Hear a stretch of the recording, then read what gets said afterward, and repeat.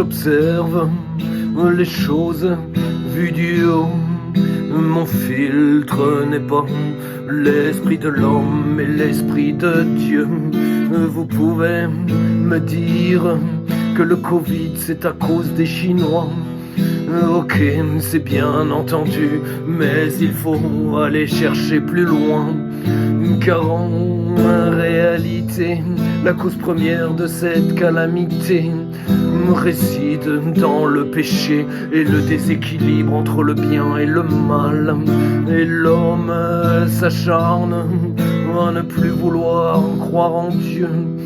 Et Dieu laisse faire, il a laissé à l'homme le libre arbitre. Alors l'homme récolte la monnaie de sa pièce. Il n'y a plus d'équilibre, le mal est désormais plus puissant que le bien.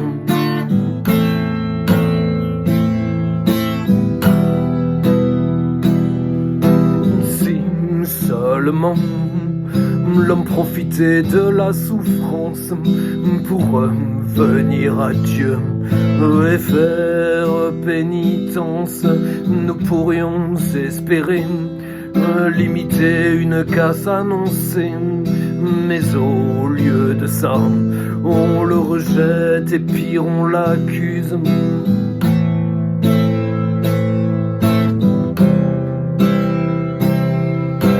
Le monde souffre, il n'en peut plus de cette pandémie.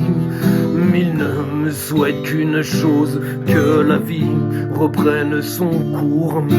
Et lorsque les choses seront désormais derrière nous, moi je vous le dis, la course vers le mal reprendra de plus belle.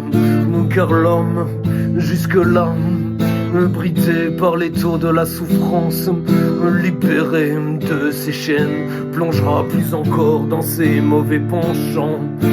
Ne vous faites pas d'illusions, mes très chers frères, la trêve de fin de Covid ne sera que l'antichamp de quelque chose de pire.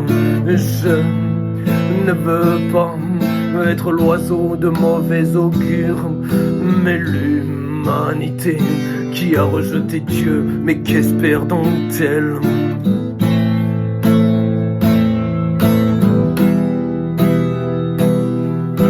Si seulement l'homme profitait de la souffrance pour venir à Dieu et faire pénitence, nous pourrions espérer limiter une casse annoncée.